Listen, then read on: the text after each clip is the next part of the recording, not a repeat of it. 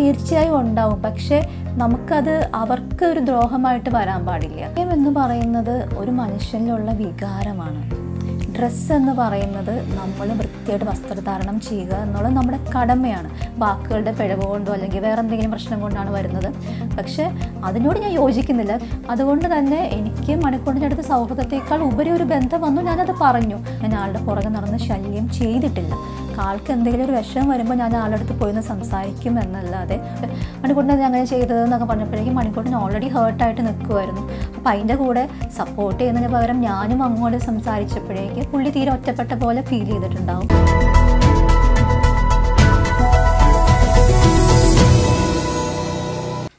മണിക്കൂട്ടനെ നേരത്തെ പരിചയമുണ്ടോ? മണിക്കൂട്ടനെ നേരത്തെ പരിചയമുണ്ട് എനിക്ക്. ഞാൻ മണിക്കൂട്ടനെ ഫസ്റ്റ് കാണുന്നില്ല. ഫസ്റ്റ് ഞാൻ പരിചയപ്പെടുന്നത് ബോയ് ഫ്രണ്ട് സിനിമ കണ്ട ശേഷമാണ്.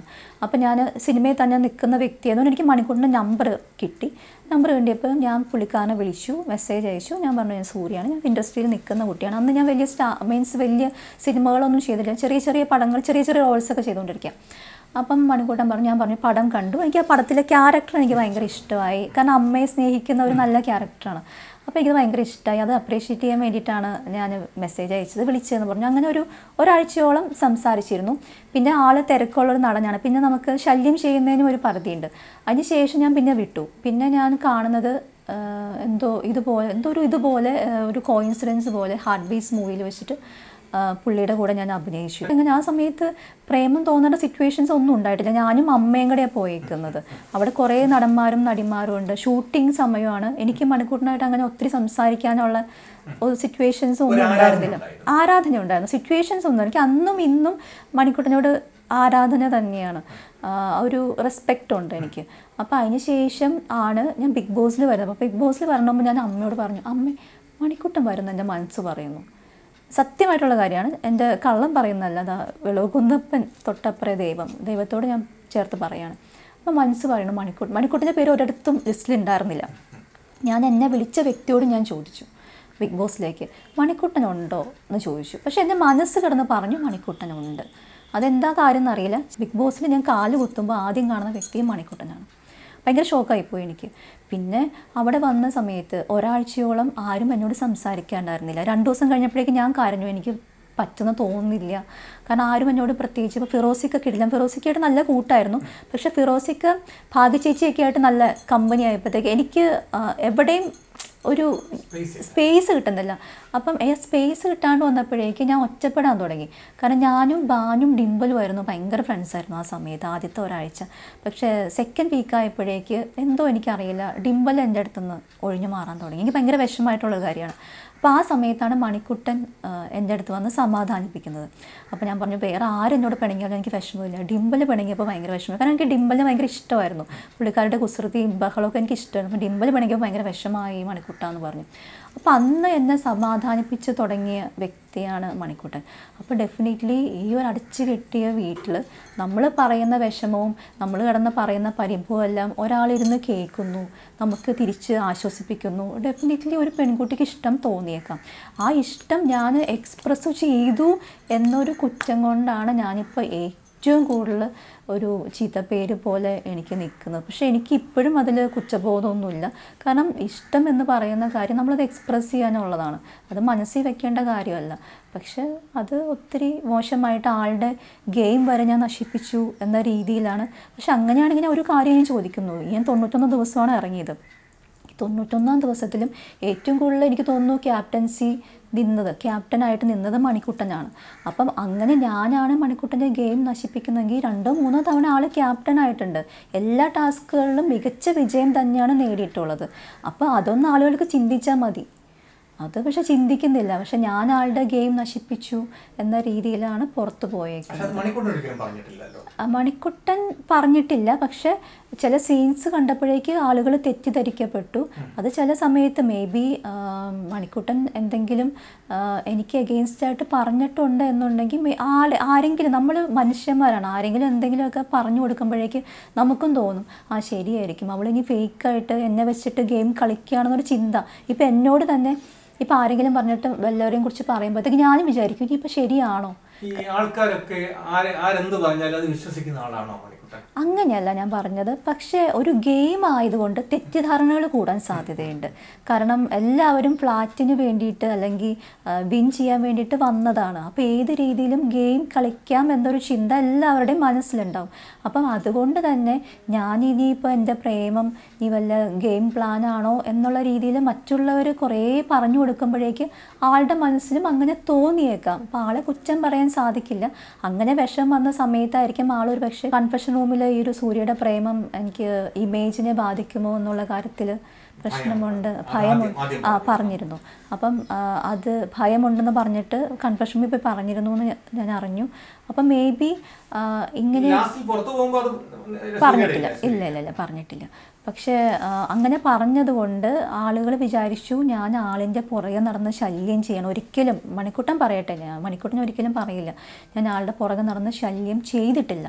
ആൾക്ക് എന്തെങ്കിലും ഒരു വിഷമം വരുമ്പോൾ ഞാൻ ആളുടെ അടുത്ത് പോയിന്ന് സംസാരിക്കും എന്നല്ലാതെ ഒരിക്കൽ പോലും പുറകെ നടക്കുകയോ ശല്യം ചെയ്യുകയോ ചെയ്തിട്ടില്ല. പിന്നെ ഇഷ്ടം ഞാൻ 1-2 വട്ടം എക്സ്പ്രസ് ചെയ്തിട്ടുണ്ട്.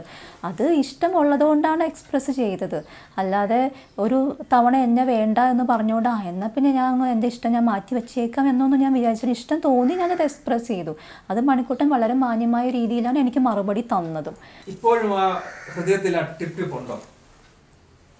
ഇല്ല, ടിപ്പ് ഉണ്ടോയെന്ന് വെച്ചിട്ടുണ്ടെങ്കിൽ ഞാൻ പറഞ്ഞല്ലോ, നമുക്ക് മ്യൂച്വലി തോന്നേണ്ട ഒരു വികാരമാണ് ഇഷ്ടം അല്ലെങ്കിൽ പ്രണയം. അത് ആളുടെ അടുത്തുനിന്ന് ഇല്ല എന്ന് എനിക്ക് വെളിയിലിറങ്ങിയപ്പോഴാണ്, എപ്പിസോഡ്സ് ചില ഭാഗങ്ങൾ കണ്ടപ്പോഴാണ് മനസ്സിലായത്.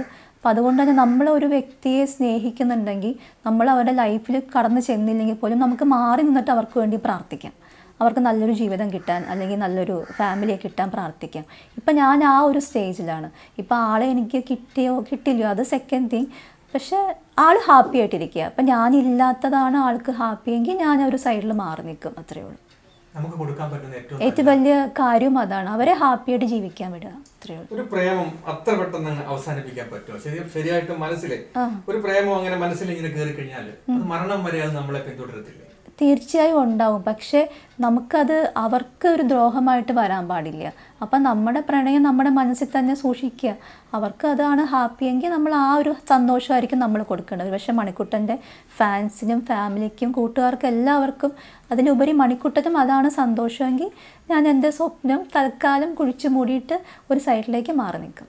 ഇനിയും പുറത്തു വന്നിട്ട് ഞാൻ സൂര്യയെ പ്രണയിക്കില്ല എന്ന് സൂര്യക്ക് പറയാൻ പറ്റുമോ എന്ന് സൂര്യയുടെ മുഖത്ത് നോക്കി ചോദിക്കുന്നുണ്ടായിരുന്നു. അത് വീണ്ടും സൂര്യക്ക് ഒരു പ്രതീക്ഷ തന്നോ എന്ന് വെച്ചിട്ടുണ്ടെങ്കിൽ, അല്ല, നമ്മൾ ഒരിക്കലും പൂർണ്ണമായിട്ട് മണിക്കൂട്ടനെ ഞാൻ അവോയ്ഡ് ചെയ്തിട്ടുണ്ടായിരുന്നില്ല. ഒരിക്കലും പൂർണ്ണമായിട്ട് എനിക്ക് നിന്നെ ഇഷ്ടമല്ല എന്ന് മുഖത്ത് നോക്കി ഇഗ്നോർ ചെയ്തിട്ടില്ല. അപ്പോൾ അതുകൊണ്ടാണ് ഞാൻ വീണ്ടും ആളുടെ അടുത്ത് ഇഷ്ടം തുറന്നു പറഞ്ഞുകൊണ്ടിരുന്നത്. അല്ലെങ്കിൽ എൻ്റെ മുഖത്ത് നോക്കി എനിക്ക് നിന്നെ അന്നും ഇന്നും എപ്പോഴും സുഹൃത്തായിട്ട് മാത്രമേ കാണാൻ സാധിക്കൂ എന്നൊരു വാക്ക് പറഞ്ഞിട്ടുണ്ടായിരുന്നില്ല. അതൊരു പക്ഷേ എന്നെ വിഷമിപ്പിക്കാതിരിക്കാനായിരിക്കും. അത് ആളുടെ നല്ല ക്വാളിറ്റി ആയതുകൊണ്ടായിരിക്കും അങ്ങനെ പറയാതിരുന്നത്. പക്ഷേ അങ്ങനെ ഇനി പറയുമോ എന്നുള്ള കാര്യത്തിൽ എനിക്ക് ഉറപ്പില്ല. ഞാൻ പറഞ്ഞല്ലോ, ആളെവിടെയായാലും ഹാപ്പി ആയിട്ടിരിക്കുക, അത്രയേ ഉള്ളൂ. ഡയറക്റ്റ് ചാനലിൽ കൂടെ ഒരു മാരേജിന് തയ്യാറായി വന്നാൽ സൂര്യയുടെ നിലപാടെന്തായിരിക്കും? ഇല്ല, അതിനെക്കുറിച്ച് എനിക്ക്, കാരണം ആളുടെ ഫാമിലി തന്നെ പറഞ്ഞു എൻ്റെ കാര്യത്തിൽ താല്പര്യമില്ല എന്നുള്ളത്. കാരണം ആളുടെ ഏറ്റവും വലിയ ആൾക്ക് ഏറ്റവും ഇഷ്ടമുള്ള കാര്യം ആളുടെ ഫാമിലിയും കൂട്ടുകാരുമാണ്. അപ്പോൾ അവരുടെ സപ്പോർട്ടില്ലാതെ ഒരിക്കലും എൻ്റെ അടുത്ത് വരില്ല. സപ്പോർട്ട് ഇല്ല എന്ന് ഓൾറെഡി അവർ പറഞ്ഞു കഴിഞ്ഞല്ലോ. അപ്പോൾ പിന്നെ നമ്മൾ ആ സ്വപ്നം അല്ലെങ്കിൽ അത് വിചാരിച്ചിട്ട് കാര്യമില്ല. അപ്പം നമ്മൾ ആ സത്യം മനസ്സിലാക്കിയിട്ട് മാറി നിൽക്കും. ഇപ്പം മണിക്കുട്ടനാണെങ്കിൽ പോലും മണിക്കുട്ടൻ വേറൊരു കണ്ടസ്റ്റൻ്റ്, കാരണം എനിക്ക് പേഴ്സണലി താല്പര്യമുള്ള വ്യക്തിയായിരുന്നു മണിക്കുട്ടൻ എന്നുള്ളത് എല്ലാവർക്കും അറിയാവുന്ന ഒരു കാര്യമാണ്. അത് ഞാൻ പറയേണ്ട കാര്യമില്ല. അപ്പം മണിക്കുട്ടനാണെങ്കിൽ പോലും ഒരു ഓപ്പോസിറ്റായിട്ട് ഒരു സംഭവം വരാൻ സാധ്യതയുണ്ട് എന്നെനിക്ക് തോന്നുവാണെന്നുണ്ടെങ്കിൽ ഞാൻ മണിക്കുട്ടൻ്റെ അടുത്ത് പോയി പറയാറുണ്ട്. ഇത് ഇന്ന ആളെന്നൊന്നും ഞാൻ പറയാറില്ല. മണിക്കുട്ട ഇങ്ങനെ ഒരു കാര്യം മണിക്കുട്ടൻ എഗെയിൻസ്റ്റായിട്ട് ഉടനെ തന്നെ വരാൻ സാധ്യതയുണ്ട്, ഒന്ന് കെയർ ചെയ്യണേ എന്ന് പറഞ്ഞിട്ട് പോവും. അത് നമുക്ക് ആ വ്യക്തിയോട് റെസ്പെക്റ്റ് ഉള്ളതുകൊണ്ടാണ് പോയി പറയുന്നത്. കേട്ടിട്ട് മാത്രമല്ല, ഊഹവും ഉണ്ടാവാറുണ്ട്. പക്ഷെ അത് ഓൾമോസ്റ്റ് നടക്കാറുണ്ട്. ഒരു 2 ദിവസത്തിനുള്ളിൽ തന്നെ ആ പ്രശ്നം അവിടെ സംഭവിക്കാറുമുണ്ട്. നോണ പറയുന്നതല്ല, നമുക്ക് ചില പോയിന്റ്സ് അവിടെ നിന്ന് പറയുമ്പോഴേക്ക് സ്ട്രൈക്ക് ചെയ്യും, ഇത് ആൾക്കെതിരെ വരാൻ സാധ്യതയുണ്ട്. അപ്പം മണിക്കൂട്ടൻ ഒരിക്കലും എന്നോട് പറഞ്ഞു, നീ എന്നെ ഒരിക്കലും സപ്പോർട്ട് ചെയ്തിട്ടില്ല എന്നൊരു സംഭവം പറഞ്ഞു. എനിക്ക് പെട്ടെന്ന് വിഷമം വന്നതും ഞാൻ അതായത് നോമിനേഷന് തൊട്ട് മുമ്പ് പെട്ടെന്ന് എനിക്ക് ഷോക്കായതും അതാണ്. കാരണം ഞാൻ ഏറ്റവും അധികം ഇങ്ങനെ പ്രശ്നങ്ങൾ വരുമ്പോഴേക്ക് ആളുടെ അടുത്ത് പോയിട്ട് ഇതുപോലെ ഹിൻഡ് കൊടുത്തിട്ട് ഞാൻ പോരാറുണ്ട്, പ്രശ്നം വരാൻ സാധ്യതയുണ്ടെന്ന്. പക്ഷെ ആളത് പെട്ടെന്ന് ആളുടെ അപ്പോഴത്തെ ഒരു ദേഷ്യം കൊണ്ട് പറഞ്ഞായിരിക്കും. അന്ന് ആ സമയത്ത് ഞാൻ മിണ്ടാതിരിക്കാൻ കാരണം അതുകൊണ്ടാണ്. കാരണം മിക്ക ടാസ്കുകളിലാണെങ്കിലും ക്യാപ്റ്റൻസിയിലാണെങ്കിലും ഞാൻ ആളുടെ പേര് എപ്പോഴും പറയാറുള്ളത്. പിന്നെ എപ്പോഴും ഞാൻ വന്ന് നിൽക്കുമ്പോഴേക്കും മറ്റ് കണ്ടസ്റ്റൻസ് പറയും, ഇതിപ്പം പറയാൻ സംശയമൊന്നുമില്ലോ, സൂര്യ മണിക്കുട്ടൻ്റെ പേര് പറയും എന്ന് പറഞ്ഞ് കളിയാക്കാൻ തുടങ്ങിയ ശേഷമാണ് ഞാൻ മറ്റ് കണ്ടസ്റ്റൻസിൻ്റെ പേര് പറയാൻ തുടങ്ങിയത്. അതുവരെ എപ്പോഴും ഞാൻ മണിക്കുട്ടൻ എന്ന് പറഞ്ഞിട്ടാണ് നടന്നുകൊണ്ടിരുന്നത്. പക്ഷേ അത് മണിക്കുട്ടനും അതൊരു നെഗറ്റീവായിട്ട് വരുമോ എന്നുള്ളൊരു പേടിയും കൂടെ വന്നതുകൊണ്ടാണ് പിന്നെ ഞാൻ വേറൊരു കണ്ടസ്റ്റൻറ്റിന് നമ്മൾ കാരണം ഉണ്ടാവണ്ട, പക്ഷെ ഞാൻ കാരണം പുറത്തത് ഉണ്ടായി എന്നറിഞ്ഞപ്പോൾ ഭയങ്കര വിഷമം തോന്നി. ഡ്രസ്സിന്റെ കാര്യത്തിൽ പോലും കൺസേൺ ആണ്. ആൾക്കാർ എന്ത് ചിന്തിക്കുമെന്ന് ചിന്തിക്കുന്ന സൂര്യ മണിക്കുട്ടിന്റെ പുറകെ നടന്ന് പ്രേമിക്കുന്ന ഒരാളായിട്ട് ജനങ്ങളെ കണ്ടാൽ എന്ത് കരുതുമെന്ന് എന്തുകൊണ്ടാണ് സൂര്യ ചിന്തിക്കാതെ പോയത്? ഈ പ്രണയം എന്ന് പറയുന്നത് ഒരു മനുഷ്യനിലുള്ള വികാരമാണ്. ഡ്രസ്സ് എന്ന് പറയുന്നത് നമ്മൾ വൃത്തിയായിട്ട് വസ്ത്രധാരണം ചെയ്യുക എന്നുള്ളത് നമ്മുടെ കടമയാണ്. കാരണം കൊച്ചു കുട്ടികൾ കാണുന്ന പ്രോഗ്രാം. പക്ഷെ പ്രേമം എന്ന് പറയുന്നത് അത് ഒരു അച്ഛനും അമ്മയ്ക്കും തമ്മിൽ പ്രണയമുണ്ടെങ്കിൽ അവർക്ക് ജീവിക്കാൻ സാധിക്കുകയുള്ളൂ. അതുപോലെ ഈ പ്രണയം, ഇഷ്ടം എന്ന് പറയുന്നത് നമ്മുടെ ലോകത്തിലെ ഏറ്റവും പ്രധാനപ്പെട്ട ഒരു വികാരമാണ്. അത് നമ്മൾ എത്ര നാൾ ഹൈഡ് ചെയ്ത് വെക്കും?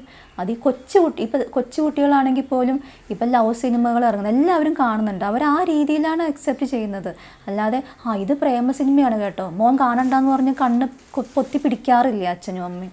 അത് ആ രീതിയിലാണ്. ഈ പ്രണയം എന്ന് പറയുന്ന സംഭവം അത്ര വൃത്തിയിട്ട കാര്യമൊന്നുമല്ല. ഞാൻ ഒരിക്കൽ പോലും മണിക്കുട്ടൻ്റെ ശരീരത്ത് കയറാൻ ശ്രമിക്കുകയോ അല്ലെങ്കിൽ തൊട്ടടുത്ത് പോയിരുന്ന് മുട്ടി സംസാരിക്കാനോ ഒന്നും നിന്നിട്ടില്ല. ഞാൻ എപ്പോഴും എൻ്റേതായ മാന്യത കീപ്പ് ചെയ്ത് ഒരു ഡിസ്റ്റൻസ് സ്പേസും എല്ലാം ഇട്ടിട്ട് സംസാരിച്ചിട്ടുള്ളൂ. ഒരിക്കൽ പോലും വൾഗറായിട്ടുള്ള രീതിയിൽ ഞാൻ ആളുടെ അടുത്ത് സംസാരിച്ചിട്ടില്ല. അതുകൊണ്ട് തന്നെ ഞാൻ ഒരു ലവ് ലെറ്റർ അല്ലെങ്കിൽ ലവ് കവിത എഴുതി കൊടുത്തു എന്ന് കരുതി അതേപോലെ തന്നെ ഞാൻ മോശമായിട്ട് ബാക്കി കാര്യങ്ങൾ ചെയ്യുവാണെങ്കിൽ അത് തെറ്റാണ്. പക്ഷേ അതിൽ ഞാൻ വളരെ മാന്യമായി നിന്നുകൊണ്ട് തന്നെയാണ് ഞാൻ എൻ്റെ പ്രണയം പറഞ്ഞത്. അതിൽ തെറ്റുണ്ടെന്ന് എനിക്ക് തോന്നുന്നില്ല. പിന്മാറുകയും ചെയ്യുന്നു വെച്ചിട്ടുണ്ടെങ്കിൽ വേറെ വഴിയില്ല. കാരണം ആളുടെ ജീവിതത്തിൽ ഞാൻ പിന്മാറുകയാണ് നല്ലത് എന്ന് തോന്നിയപ്പോഴാണ് ഞാൻ പിന്മാറിയത്. അതും സ്നേഹമാണ്. ഇപ്പം ഞാൻ മണിക്കുട്ടനെ പ്രപ്പോസ് ചെയ്ത സമയത്ത് സെയിം ടൈം എൻ്റെ അച്ഛനും അമ്മയും എങ്ങനെ ചിന്തിക്കും അതുപോലെ തന്നെ മണിക്കുട്ടൻ്റെ അച്ഛനും അമ്മയും ചിന്തിക്കുന്ന എനിക്കറിയാം. അപ്പം എനിക്കത് എങ്ങനെ എക്സ്പ്രസ് ചെയ്യണമെന്നൊരു ഐഡിയ ഉണ്ടായിരുന്നില്ല. അച്ഛനോടും അമ്മയോടും സെയിം ടൈം മാപ്പും ചോദിക്കണം, പക്ഷേ എൻ്റെ പ്രണയം സത്യമാണെന്ന് അറിയിക്കുകയും ചെയ്യണം. അപ്പം എനിക്കത് വേറൊരു കണ്ടസ്റ്റൻ്റെ അടുത്ത് പോയി പറയാൻ സാധിക്കില്ല. പറഞ്ഞിട്ടുണ്ടെങ്കിൽ കാരണം ആ ഒരു സമയത്ത് എൻ്റെ പ്രണയം സ്ട്രാറ്റജി ആണ് എന്ന രീതിയിലാണ് എല്ലാവരും വിചാരിച്ചിരുന്നത്, ഇൻക്ലൂഡിങ് ഹൗസ് മേറ്റ്സ്. അപ്പം അതുകൊണ്ട് തന്നെ എനിക്ക് അങ്ങനെ പോയി പറയാനുള്ളൊരു അധികാരം ഒരിടത്തും ഉണ്ടായിരുന്നില്ല. ആരും കേൾക്കാൻ നിന്ന് തരികയില്ല. പിന്നെ മണിക്കുട്ടൻ്റെ അടുത്ത് തന്നെ പോയിട്ട് മണിക്കുട്ടൻ്റെ അച്ഛനോടും അമ്മയോടും ഞാൻ ചോദിക്കട്ടെ എന്ന് പറയാൻ പറ്റില്ല. പിന്നെ എനിക്ക് ചെയ്യാവുന്ന ഏക കാര്യം എന്ന് പറയുന്നത് എൻ്റെ മനസ്സിൽ കിടന്ന വിങ്ങലാണ്. അവരുടെ അച്ഛനും അമ്മയും മണിക്കുട്ടൻ്റെ അച്ഛനും അമ്മയും എന്തായിരിക്കും വിചാരിക്കുക എന്നുള്ളൊരു വിഷമം ഇങ്ങനെ കിടക്കുന്നുണ്ട്. അപ്പോൾ രണ്ടും കൽപ്പിച്ചിട്ടാണ് ഞാൻ ഒരു ദിവസം രാവിലെ പോയിട്ട് ക്യാമറ മുമ്പിൽ പോയി പറഞ്ഞത്, എനിക്ക് ഇഷ്ടമാണ്, പക്ഷേ എൻ്റെ ഭാഗത്ത് നിന്ന് അങ്ങനെ എന്തെങ്കിലും ഉണ്ടായിട്ടുണ്ടെങ്കിൽ മാപ്പ് തരണം. പക്ഷേ എനിക്ക് ഇഷ്ടമായതുകൊണ്ട് തന്നെയാണ് ഞാൻ ആത്മാർത്ഥമായിട്ടാണ് മകനെ ഇഷ്ടപ്പെട്ടത് എന്ന രീതിയിൽ പറഞ്ഞതും. അത് പറഞ്ഞു കഴിയുമ്പോഴത്തേക്ക് നമുക്കൊരു സമാധാനമാണ്. കാരണം അല്ലെങ്കിൽ അത് തലേന്നൊരു വലിയ ഭാരം ഇറങ്ങിയ ഒരു അവസ്ഥയാണ്. പക്ഷെ അത് വെളിയിൽ പോയി എന്നുള്ളത് വെളിയിൽ വന്ന ശേഷമാണ് അറിഞ്ഞത്. മണിക്കുട്ടൻ പുറത്തു പോയപ്പോ സൂര്യ വളരെ സ്മാർട്ടായി കാണപ്പെട്ടു. പക്ഷെ മണിക്കുട്ടൻ തിരിച്ചു വന്നപ്പോ വീണ്ടും ഒതുങ്ങുന്നത് പോലെ കണ്ടു. എന്തെങ്കിലും ഒരു കോംപ്ലക്സോ ഒരു അപകർഷതാ ബോധമോ എന്തെങ്കിലും സൂര്യ ഭരിക്കുന്നുണ്ടായിരുന്നു മണിക്കുട്ടന്റെ സാന്നിധ്യം? ഒരിക്കലുമില്ല. അത് തെറ്റിദ്ധാരണ. അതാ ഞാൻ പറഞ്ഞു, 24 മണിക്കൂർ നടക്കുന്ന കാര്യങ്ങൾ 1-2 മണിക്കൂർ കാണിക്കുമ്പോൾ ഉള്ളൊരു പ്രശ്നമാണ്. മണിക്കുട്ടൻ പോയ സമയത്ത് ഈ പറയുന്ന പോലെ ഷോ മസ്റ്റ് ഗോ ഓൺ. പിന്നെ ഞാൻ ഏറ്റവും അധികം ഭയക്കുന്ന ഒരു കാര്യം ജയിലാണ്. ഞാൻ എത്ര നന്നായിട്ട് പെർഫോം ചെയ്താലും ജയിൽ നോമിനേഷനിൽ ഒരു 3-4 പേര് എന്നെ നോമിനേറ്റ് ചെയ്യും. അത് കൺഫേം ആയിട്ടുള്ള കാര്യമാണ്. തല നാരഴിക്കൊക്കെയാണ് പലപ്പോഴും ഞാൻ ജയിലിൽ നിന്ന് രക്ഷപ്പെടുന്നത്. അപ്പം ഈ ജയിൽ എന്ന് പറഞ്ഞിട്ടുണ്ടെങ്കിൽ ജയിലിൽ കിടക്കാനുള്ള ബുദ്ധിമുട്ടുണ്ടല്ലോ, ഭയങ്കര കൊതുകും ഭയങ്കര ചൂടുമാണ്. അപ്പോൾ അത് രാത്രി നല്ല ലൈറ്റുമാണ്. അപ്പോൾ നമുക്കത് സഹിക്കാൻ പറ്റുന്നതിൻ്റെ ഒരു അപ്പുറമാണ്. അപ്പം എൻ്റെ ഹെൽത്ത് കണ്ടീഷൻ എനിക്ക് ലോ ഷുഗറിൻ്റെ പ്രശ്നമുണ്ട്. അതുവരെ പുറത്ത് വൻ വിഷയമായി എന്നറിഞ്ഞു. അപ്പോൾ ഈ ലോ ഷുഗറിൻ്റെ ഇഷ്യൂസ് ഉള്ളത് കൊണ്ട് തന്നെ ഞാൻ ബോധം കെട്ടൊക്കെ വീണിട്ടുണ്ട്. എല്ലാം കാണിക്കത്തില്ലല്ലോ, അപ്പോൾ അതൊക്കെ ഉണ്ട്. അപ്പം ആ സമയത്ത് പിറ്റേ ദിവസം ടാസ്ക് വന്ന സമയത്ത് എനിക്ക് തോന്നുന്നു മറ്റേ കോയിൻ കളക്ഷൻ. അപ്പം ഞാൻ മാറി നിന്നിട്ടുണ്ടെങ്കിൽ ഞാൻ വീണ്ടും ബാക്കിലേക്ക് പോവും. എനിക്ക് വീക്കസ്റ്റ് കണ്ടസ്റ്റൻ്റ് എന്ന് ഓൾറെഡി എല്ലാവരും പറയുന്നുണ്ട്. അപ്പോൾ എനിക്ക് വീക്കായിട്ട് നിൽക്കാൻ പറ്റില്ല. കാരണം എന്തൊക്കെ പറഞ്ഞാലും ഇത് ഗെയിമാണ്. എന്ത് കരുതി നമുക്ക് മണിക്കുട്ടൻ പോയതിൻ്റെ വിഷമം ഇടയ്ക്കിടയ്ക്ക് ഞാൻ കാണിക്കുന്നുണ്ട്. അത് ഫിറോസിക്ക് വരെ ഉൾപ്പെടെ വന്ന് പറയുന്നുണ്ട് നീ പക്ഷെ അപ്പോഴും എനിക്ക് പ്രതീക്ഷയുണ്ട്. എൻ്റെ വിചാരം എന്ന് വെച്ചിട്ടുണ്ടെങ്കിൽ പുള്ളിക്കാരനെ സീക്രട്ട് റൂമിലേക്ക് വിട്ടേക്കുകയാണ്.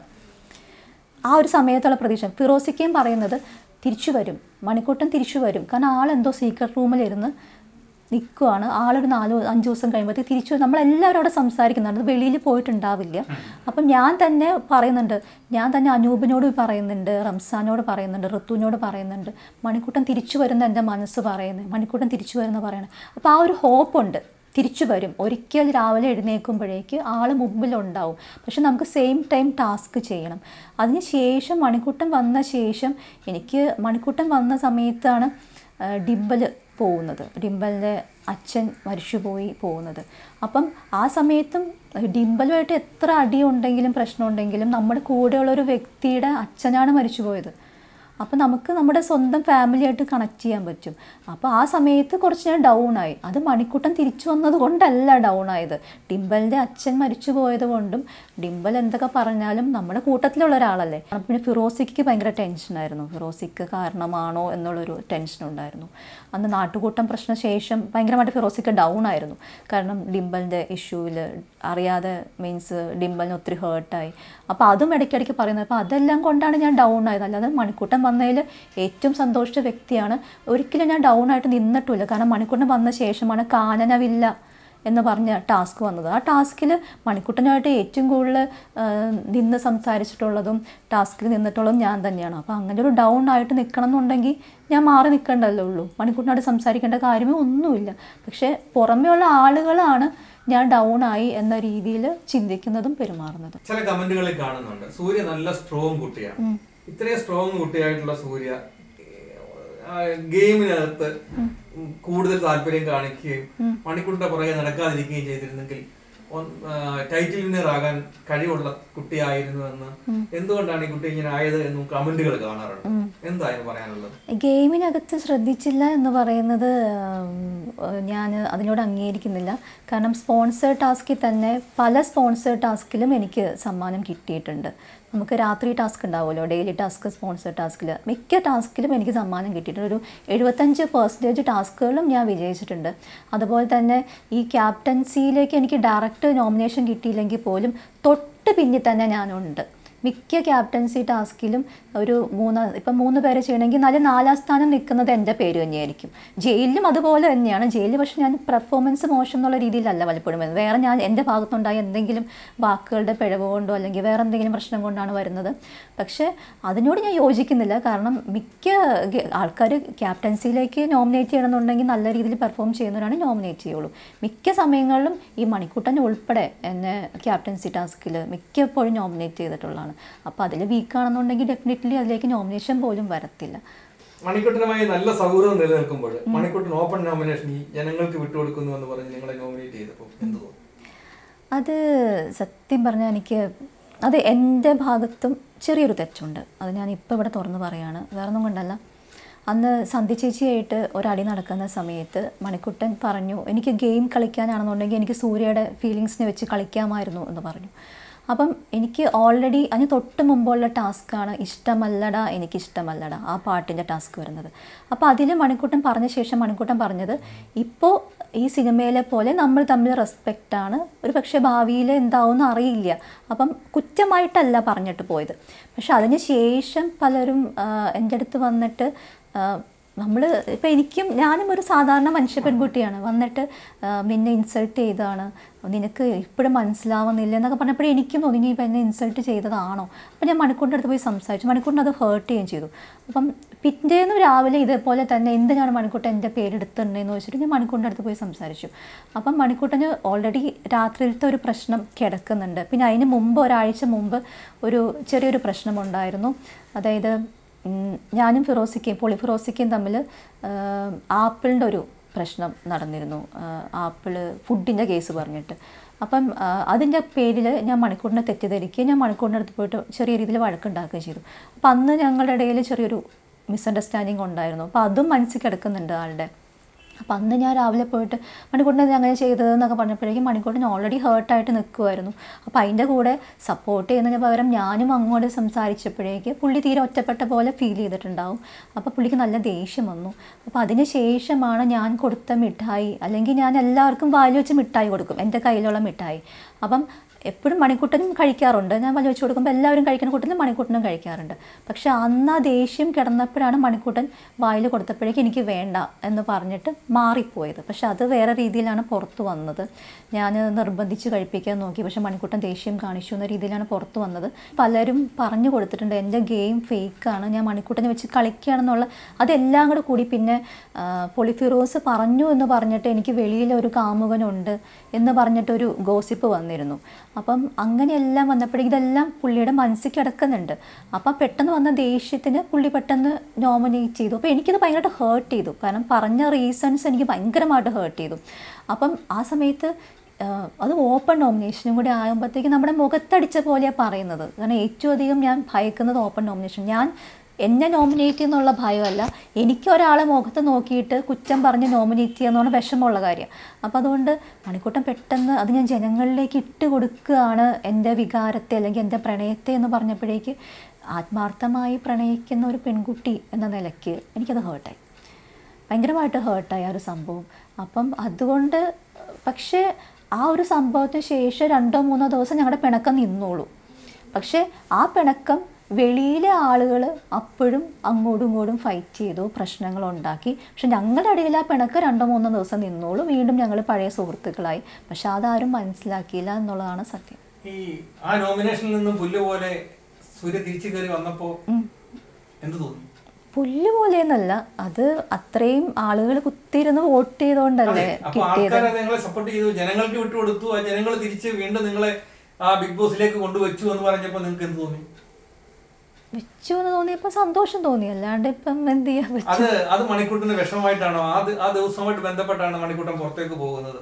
നിങ്ങൾ അകത്തേക്ക് വന്നപ്പോൾ ജനങ്ങൾ പുള്ളിയെ പുറത്തേക്ക് തള്ളി എന്നൊരു തോന്നൽ പുള്ളിക്ക് ഉള്ളിൽ ജനിച്ചോ? അതങ്ങനെയല്ല. ഞാനന്ന് മണിക്കുട്ടൻ ഞാൻ തിരിച്ച് നമ്മളെ മറ്റേ ആക്ടിവിറ്റി റൂമിലേക്ക് കൊണ്ടുപോയിട്ടാണ് അന്നത്തെ നോമിനേഷൻ റിസൾട്ട് പറയുന്നത്. അപ്പോൾ ഞാൻ വിന്നായി, സന്ധ്യ ചേച്ചിയായിരുന്നു അന്ന് ഔട്ടായെന്ന് തോന്നുന്നു. ഞാൻ ഇന്നായി എന്ന് പറഞ്ഞ് ഞാൻ ഉള്ളിലേക്ക് വന്ന സമയത്ത് മണിക്കൂട്ടൻ എൻ്റെ അടുത്ത് വന്ന് കൈ തരാൻ വന്നു, വെൽക്കം ബാക്ക് എന്ന് പറഞ്ഞിട്ട്. അപ്പം അതിന് തൊട്ട് മുമ്പ് ലാൽസാറിൻ്റെ അടുത്ത് പറഞ്ഞത് സൂര്യ പോകുന്നതാണ് എൻ്റെ വിശ്വാസം. ആ രീതിയിലും കൂടെ പറയുന്നത് നമ്മൾ ടി വിയിലിട്ട് കാണിക്കുന്നുണ്ട്. ഞാൻ ഒരു മനുഷ്യ സ്ത്രീ, അപ്പം നമുക്കത് ദേഷ്യം വരും അതും കൂടെ കാണുമ്പോഴത്തേക്ക്. അപ്പം അന്നാണ് ഞങ്ങൾ തമ്മിൽ മിണ്ടാണ്ട് നടന്നതും പിറ്റേ ദിവസം മണിക്കുട്ടൻ പോകുന്നതും. പക്ഷേ അന്ന് എനിക്ക് തോന്നുന്നു അന്ന് ഡിംബൽ നോമിനേഷനിൽ എൻ്റെ പേര് പറഞ്ഞു, ഞാൻ കാരണമാണ് മണിക്കൂട്ടൻ പോയത് എന്നുള്ളൊരു നോമിനേഷനിൽ കാര്യം പറഞ്ഞു. പക്ഷെ അതിന് ശേഷം മണിക്കൂട്ടൻ തിരിച്ചു വന്ന ശേഷം പറയുന്നുണ്ട്, ഞാൻ മണിക്കൂട്ടൻ്റെ കാല് പിടിച്ച് മാപ്പ് പറയുന്നൊരു സംഭവം. അത് കാണാക്കാഴ്ചകളിൽ കിടക്കുന്നുണ്ട്, അതെല്ലാവരിലേക്കും പോയിട്ടില്ല, പക്ഷെ കാണാക്കാഴ്ചകളിൽ എപ്പിസോഡ് കിടക്കുന്നുണ്ട്. മണിക്കൂട്ടൻ ഞാൻ കാരണമാണ് പോയെങ്കിൽ മാപ്പ് എന്ന് പറഞ്ഞിട്ട് ഞാൻ കാല് പിടിക്കുന്നൊരു സംഭവമുണ്ട്. അപ്പം മണിക്കൂട്ടൻ പറയുന്നുണ്ട്, എടി നീ കാരണമല്ല പോയത്, മറ്റേ മോഹൻലാൽ സാറിൻ്റെ ആ ഒരു സംഭവം ആൾക്ക് നല്ല ഹേർട്ടായി, അതുകൊണ്ടാണ് ഞാൻ പോയത്. ഞാൻ പറഞ്ഞു, പക്ഷേ ആൾക്കാർ അങ്ങനെ ആയിരിക്കില്ല വിചാരിക്കുന്നത്, ഞാൻ കാരണം പോയി, ഇവിടെ ഉള്ളവർ തന്നെ പലരും അങ്ങനെ വിചാരിക്കുന്നുണ്ടെന്ന് പറഞ്ഞപ്പം അല്ല എന്ന് പറഞ്ഞ് ക്ലിയർ ചെയ്യുന്ന സംഭവം കാണാക്കാഴ്ചകളിൽ കിടക്കുന്നുണ്ട്. പക്ഷെ അത് അത്രയും കിട്ടിയിട്ടുള്ള വീഡിയോയും എൻ്റെയും മണിക്കുട്ടൻ്റെയും ഡാൻസ് വീഡിയോ തന്നെയാണ്. 4.4 മില്യൺ വ്യൂസ് അതിനുണ്ട്. സൂര്യ ആദ്യമായി പ്രണയം പറയുമ്പോൾ മണിക്കുട്ടൻ പറഞ്ഞൊരു കാര്യമുണ്ട്, ഞാനിവിടെ വന്നിരിക്കുന്നത് പ്രണയിക്കാനല്ല, 100 ദിവസം എനിക്ക് വിലപ്പെട്ടതാണ്, പ്രേമമൊക്കെ പുറത്തു വെച്ചാകാം എന്ന് മണിക്കുട്ടൻ പറഞ്ഞപ്പോൾ എന്തുകൊണ്ടാണ് പ്രണയം അവിടെ അവസാനിപ്പിക്കാതിരുന്നത്? ആത്മാർത്ഥമായതുകൊണ്ട്. കള്ളത്തരമാണെങ്കിൽ ഞാൻ അവസാനിപ്പിച്ചേനെ. പക്ഷെ എൻ്റെ മനസ്സിൽ തോന്നിയത് ഫീലിംഗ്, അതിപ്പം നമുക്ക് ഈ ലവ് അറ്റ് ഫസ്റ്റ് സൈറ്റ് എന്ന് പറഞ്ഞ സംഭവമുണ്ട്, അത് നമുക്ക് തെറ്റാണെന്ന് പറയാൻ പറ്റൂ. നമുക്ക് ചിലപ്പോൾ ആദ്യമേ കാണുമ്പോൾ തന്നെ ഞാൻ നമ്മൾ അറേഞ്ച്ഡ് മാരേജ് ചെയ്യണം എന്തിനാ, ഒരു ബന്ധമില്ലാതെ നമ്മൾ കല്യാണം കഴിച്ചിട്ട് പിന്നെ പ്രേമിക്കുന്നുണ്ട്. ഇതിപ്പോൾ എനിക്ക് പ്രേമം തോന്നി, ഞാനത് തുറന്നു പറഞ്ഞു. അത് ആത്മാർത്ഥമായതുകൊണ്ട് ഞാൻ അത്രയും ദിവസം വരെ അതിൽ തന്നെ നിൽക്കുകയും ചെയ്തു. പക്ഷെ എനിക്ക് ഇപ്പോൾ ഗെയിം പ്ലാൻ ആണെന്നുണ്ടെങ്കിൽ പുള്ളി ഓക്കെ പറഞ്ഞില്ല, എന്നാൽ പിന്നെ നമുക്ക് ഈ ഗെയിം പ്ലാൻ അങ്ങ് മാറ്റിയേക്കാം എന്ന് പറഞ്ഞ് ഞാൻ മാറ്റിയിട്ടില്ല. കാരണം എൻ്റെ അത് ഗെയിം പ്ലാൻ ആയിരുന്നില്ല, ഞാൻ സ്നേഹിച്ചത് ആത്മാർത്ഥമായതുകൊണ്ട് തന്നെയാണ്. മണിക്കുട്ടൻ എപ്പോഴെങ്കിലും സൂര്യയോട് പ്രണയം ഇല്ല എന്ന് പറഞ്ഞിട്ടുണ്ടോ? ഇല്ല. മണിക്കുട്ടനോട് നല്ല ഡാൻസ് പെർഫോമൻസ് കാണാനിടയായി. ആ അനുഭവം എങ്ങനെയായിരുന്നു? ആ അനുഭവം എന്ന് പറഞ്ഞിട്ടുണ്ടെങ്കിൽ അതിന് മുമ്പ് ഒരു വൻ പ്രശ്നമൊക്കെ നടന്നായിരുന്നു. കാരണം എനിക്ക് ആസ് ആൻ ആക്ടർ എനിക്ക് മണിക്കൂട്ടിനോട് എന്തെങ്കിലും പെർഫോം ചെയ്യണമെന്നുണ്ടായിരുന്നു. അപ്പോൾ ഞങ്ങൾക്ക് ഡാൻസ് പെർഫോമൻസിനുള്ളൊരു അവസരം കിട്ടിയില്ല. പക്ഷേ ഈ ആക്സിഡൻ്റിലാണ് ഞാനും മണിക്കൂട്ടനും തമ്മിൽ ഈ ഡാൻസ് ചെയ്യുന്നത്. അപ്പം അതിൻ്റെ കോറിയോഗ്രാഫി റംസാൻ മാത്രമല്ല മണിക്കൂട്ടനും കൂടെ ചേർന്നിട്ടാണ് ചെയ്തത്. പക്ഷേ റംസാൻ ചെയ്തു എന്നുള്ള രീതിയിലാണ് വെളിയിൽ പോയേക്കുന്നത്. പക്ഷേ കുറേ സ്റ്റെപ്പുകൾ മണിക്കൂട്ടനും കൂടെ ചേർന്നിട്ടാണ് ഉണ്ടാക്കിയേക്കുന്നത്. അതെനിക്ക് ഈ ഒരു അവസരത്തിലെങ്കിലും പറഞ്ഞില്ലെങ്കിൽ അത് മോശമാണ്. കാരണം ആൾ നല്ലൊരു കോറിയോഗ്രാഫർ കൂടിയാണ്. അപ്പം ആൾ സ്റ്റെപ്പൊക്കെ ഇട്ടിട്ടാണ് ചെയ്തത്. അപ്പോൾ എനിക്ക് ആളുടെ കൂടെ ചെയ്യുമ്പോൾ ആൾ നല്ല സൂപ്പർ ഡാൻസറാണ്. അപ്പോൾ എനിക്ക് മോശമായിട്ടുണ്ടെങ്കിൽ ആളുടെ പെർഫോമൻസിനെ കൂടി ബാധിക്കും. അപ്പോൾ അതുകൊണ്ട് ഞാൻ ഭയങ്കര ടെൻഷൻ അടിച്ചിട്ടാണ് ചെയ്തത്. പക്ഷേ അത് ആളുകൾ സ്വീകരിച്ചു എന്ന് പറഞ്ഞാൽ ഒത്തിരി സന്തോഷം. മണിക്കുട്ടന്റെ അച്ഛന്റെ അമ്മയുടെയും ഇന്റർവ്യൂ ഞങ്ങൾ എടുത്തിരുന്നത് സൂര്യ കണ്ടിരുന്നോ? ഞാൻ പൂർണ്ണമായിട്ടും കണ്ടില്ല, പക്ഷേ അതിൻ്റെ കണ്ടൻസ് പറഞ്ഞു. ഞാൻ പറഞ്ഞില്ല, എനിക്ക് വിഷമം തോന്നുന്ന കാര്യങ്ങളൊന്നും കാണാൻ ഇഷ്ടമില്ല. ഞാനത് കണ്ട പിന്നെ ഞാൻ പെട്ടെന്ന് എനിക്ക് സങ്കടം വരും. പിന്നെ മനുഷ്യനല്ലേ, നമുക്ക് ഒന്നും പറയാൻ പറ്റില്ല. പ്രത്യേകിച്ച് ഇപ്പോഴത്തെ ഒരു അവസ്ഥയിൽ നമ്മൾ എന്ത് ചെയ്യും, ഏത് ചെയ്യും, കാരണം അത്രമാത്രം ഹേറ്റേഴ്സും ഉണ്ട് എനിക്ക്. അപ്പോൾ അതൊക്കെ അറിഞ്ഞാൽ പിന്നെ എൻ്റെ മാനസികാവസ്ഥ ഏത് ലെവലിലേക്ക് പോകുമെന്ന് അറിയില്ല. ആഗ്രഹിക്കും. ഇപ്പം രാധയെ കൃഷ്ണൻ വിവാഹം കഴിച്ചിട്ടില്ല, പക്ഷേ എന്ന് കരുതി രാധ ഒരിക്കലും മാറി നിന്നിട്ടില്ല. കൃഷ്ണൻ ജീവൻ എന്ന് പറഞ്ഞ് നിന്നത്.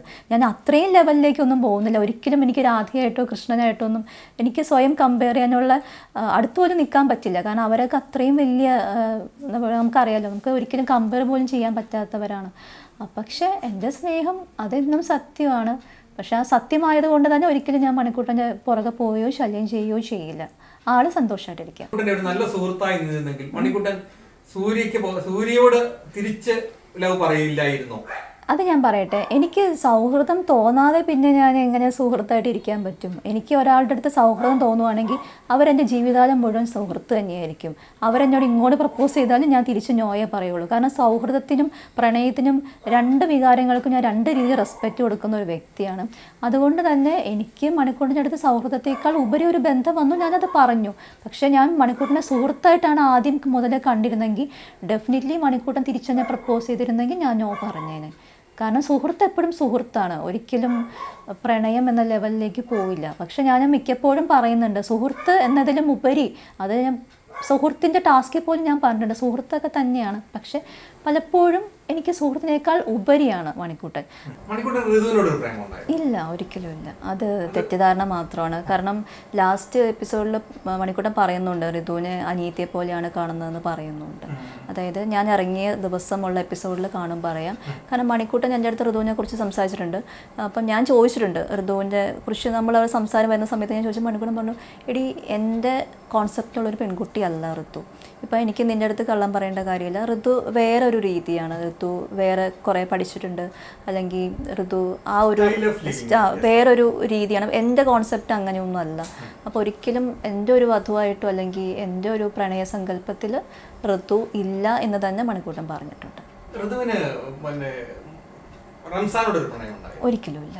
അവർ നല്ല സൗഹൃദമായിരുന്നു, അല്ലെങ്കിൽ നല്ലൊരു സ്പെഷ്യൽ ഫ്രണ്ട് എന്നൊക്കെ പറയാമല്ലോ, ആ ഒരു രീതിയിലുള്ളൊരു ഫ്രണ്ട്ഷിപ്പേ ഉണ്ടായിരുന്നുള്ളൂ.